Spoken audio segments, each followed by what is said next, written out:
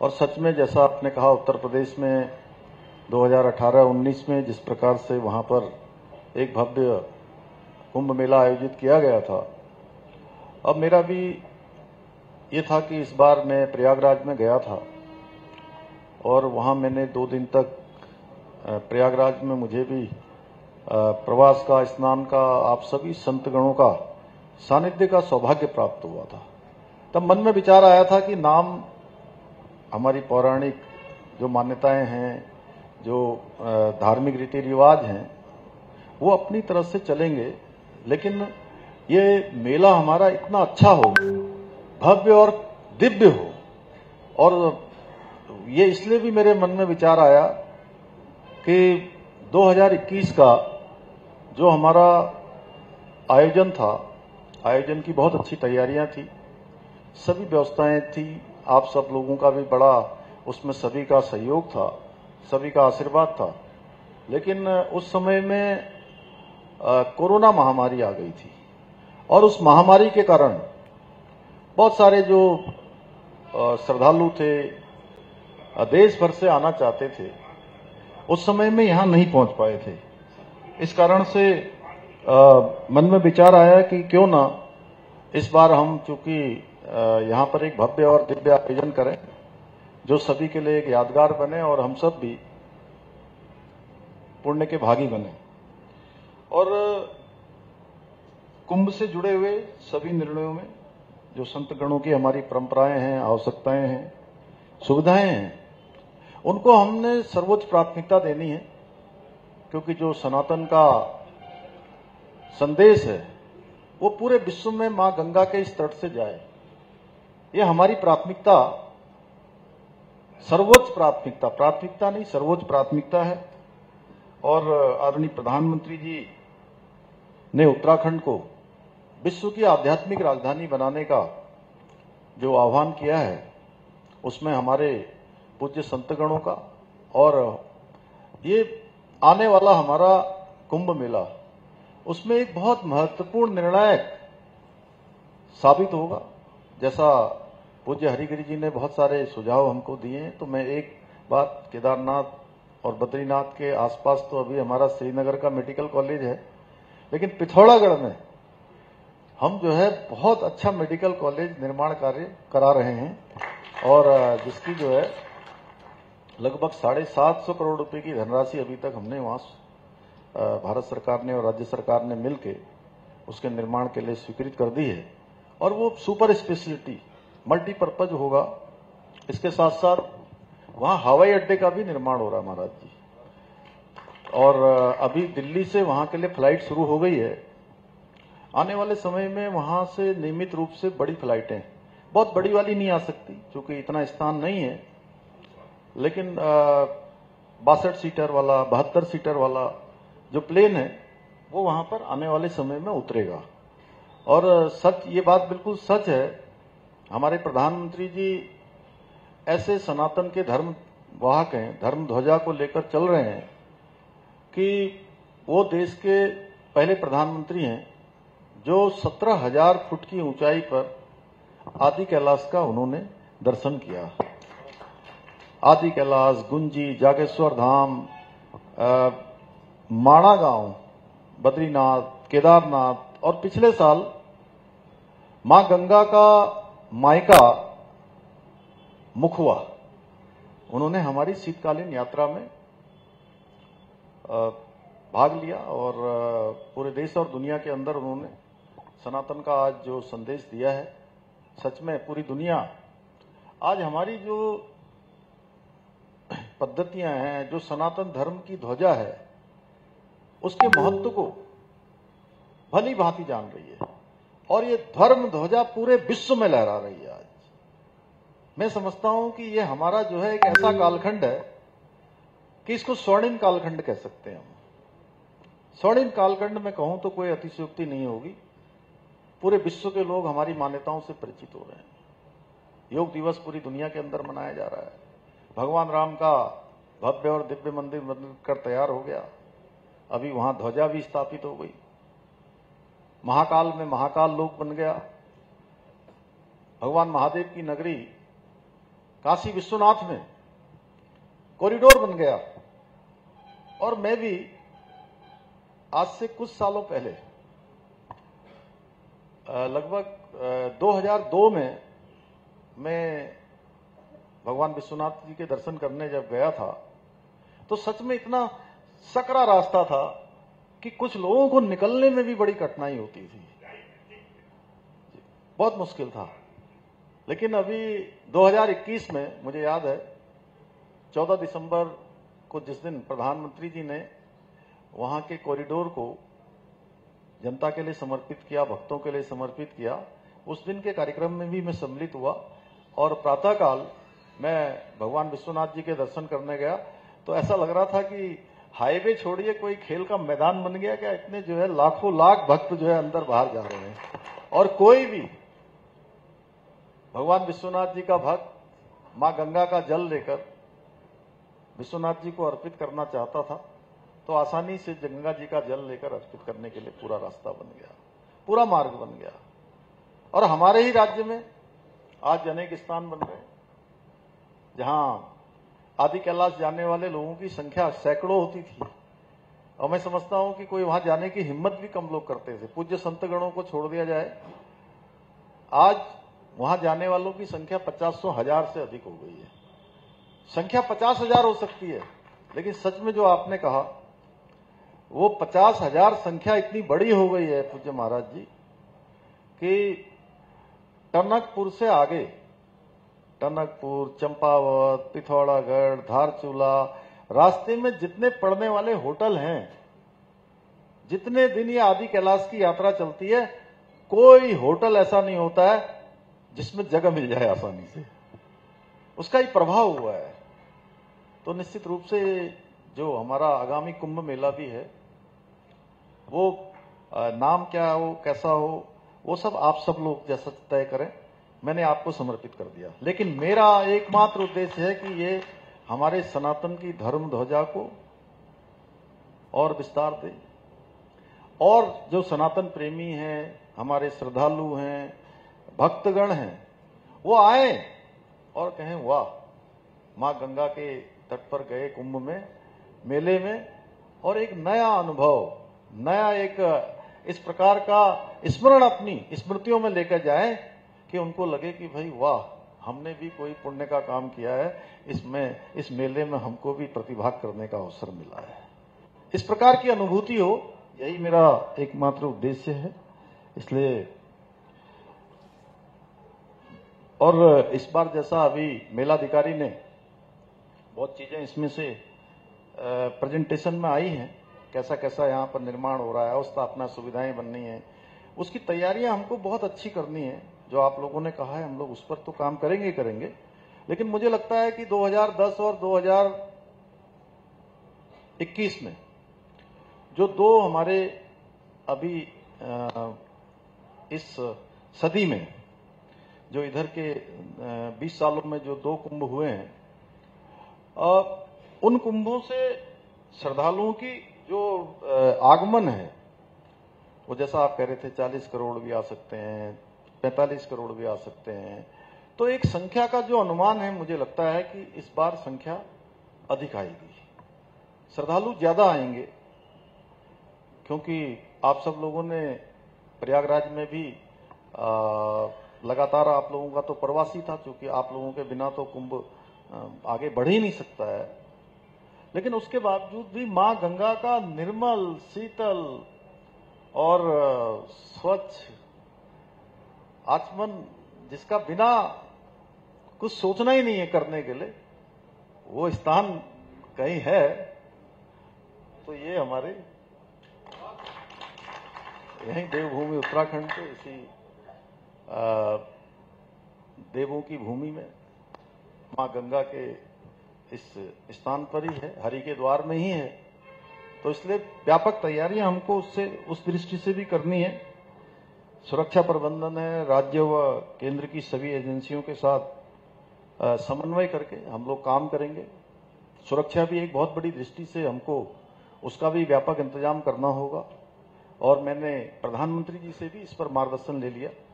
उनका भी, उन्होंने कहा कि नहीं, इसका आयोजन अच्छा होना चाहिए, आने वाले श्रद्धालुओं को किसी प्रकार की कोई परेशानी नहीं होनी चाहिए, यात्रा सरल हो, सुगम हो, एक अच्छा अनुभव लेकर जाएं और व्यापक तैयारियों के साथ हो। और सच में मैंने जैसा शुरुआत में जब आप मेरे से इसकी घोषणा करवा रहे थे तो मैंने तब भी कहा, मैं उस बात को फिर दोहरा रहा हूं कि इस आयोजन के असली जो आयोजक हैं वो आप हैं। इसकी शोभा ही कुंभ की हमारे पूज्य संतगणों से है, अखाड़ों से है, तो इसका आयोजन आप लोगों को करना है।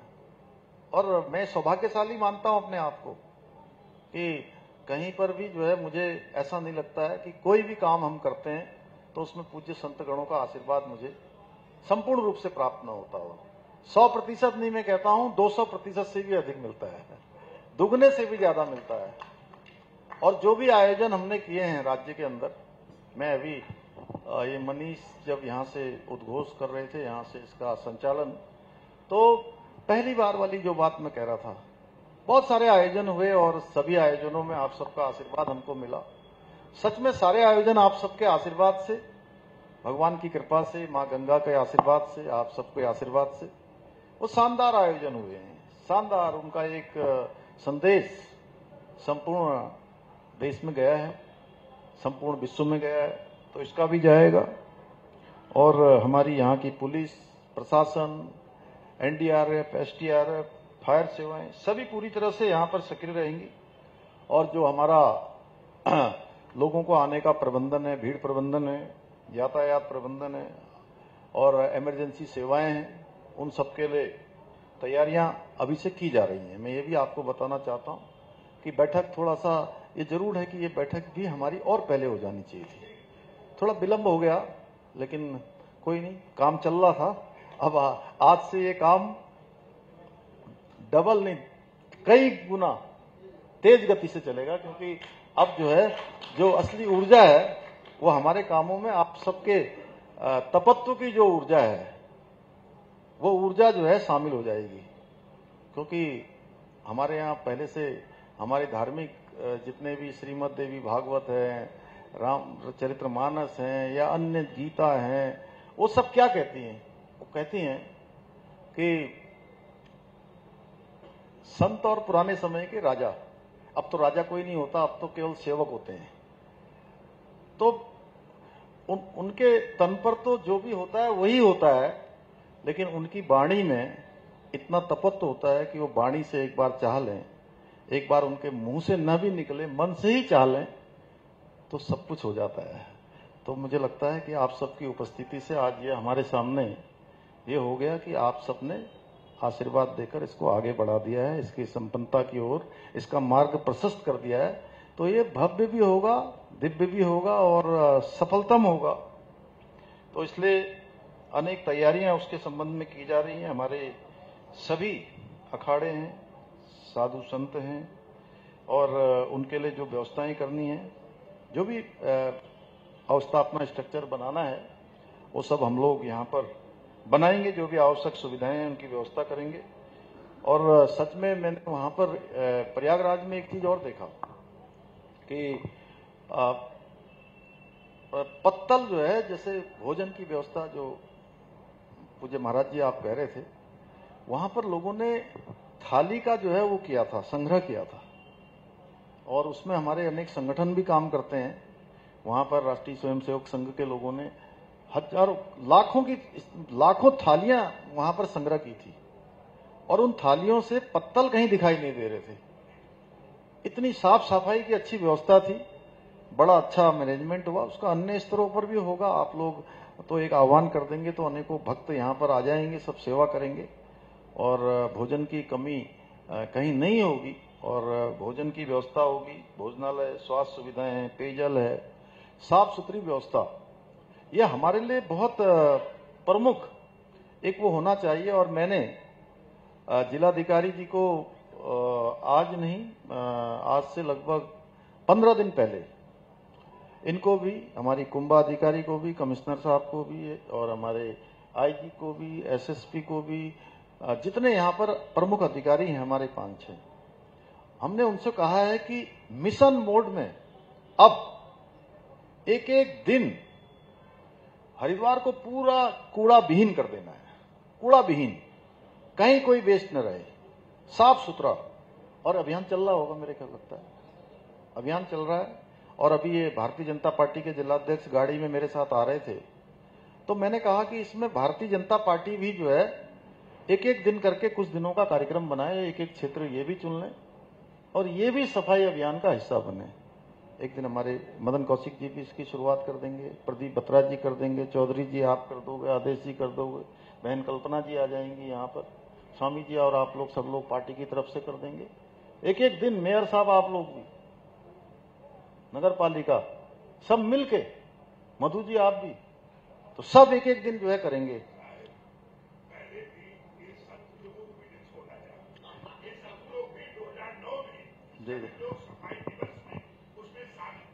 नहीं पूज्य महाराज जी, मैं तो चाहता हूं कि जो है इसकी एक व्यवस्था ऐसी बन जाए कि हमारे सभी पूज्य अखाड़े वो भी कुछ अभियान में जो है अपना जिस प्रकार से भी, चूंकि मैं उनको मैं कह नहीं सकता हूं, मैं केवल उनके सामने जो है अपनी बात रख सकता हूं। हाँ रखें, क्योंकि उनके भक्तगण वो सब और रखें। देखिए एक दिन का कहीं कूड़े का नहीं रहेगा, तो ये अपने आप में हमारा एक अलग प्रकार का नवाचार होगा जो पूरी दुनिया के अंदर देखा जाएगा कि एक अलग प्रकार की हमने जो है यहाँ कुंभ के आयोजन की तैयारियां की हैं।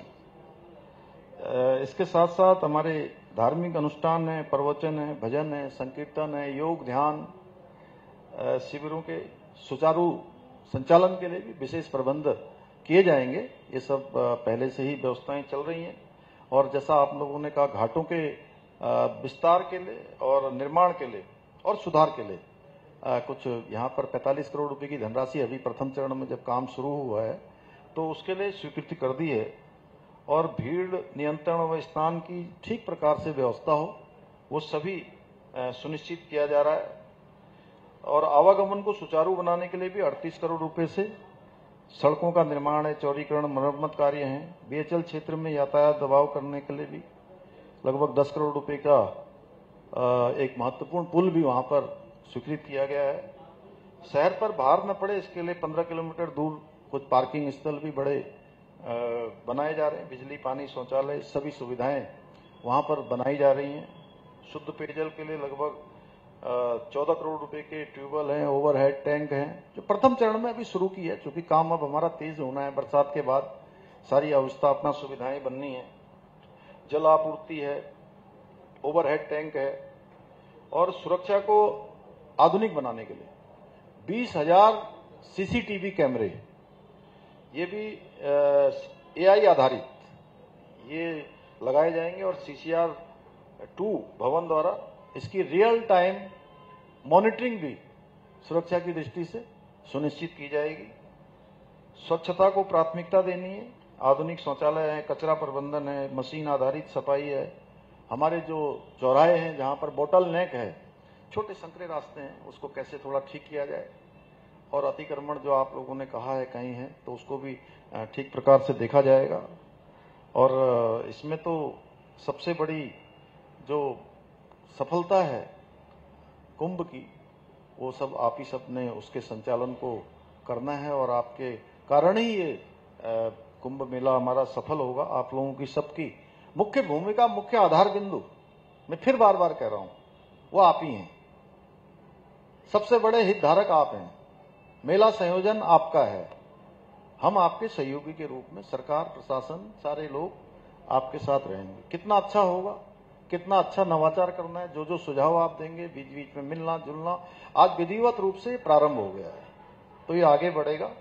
इसलिए मैं सभी पूज्य संतगणों से, सभी अखाड़ों से, सभी से मैं ये बहुत अनुरोध करता हूं कि कैसे अनुशासन होता है, कैसे भीड़ प्रबंधन होना है, धार्मिक परंपराओं को कैसे ठीक प्रकार से उसका पालन होना है, कैसे परंपराएं हमारी अक्षुण रूप से आगे बढ़नी है, मान्यताएं आगे बढ़नी है। तो और जो भी भव्यता, दिव्यता बनाए रखने के लिए मैं कुछ कहूंगा तो वो ठीक नहीं रहेगा। मुझे लगता है कि उसको कैसे अच्छा बनाया जा सकता है, कैसे और लोगों को इसके प्रति श्रद्धा तो हरिद्वार आने में वैसे ही होती है। ये कुंभ स्थान जितने भी हैं वो हमारे लिए तो श्रद्धा के स्थान है ही हैं, पुण्य के स्थान है ही हैं। वहां चले जाना, वहां पहुंच जाना, वो स्थानों की उस पर ही निर्भर करता है।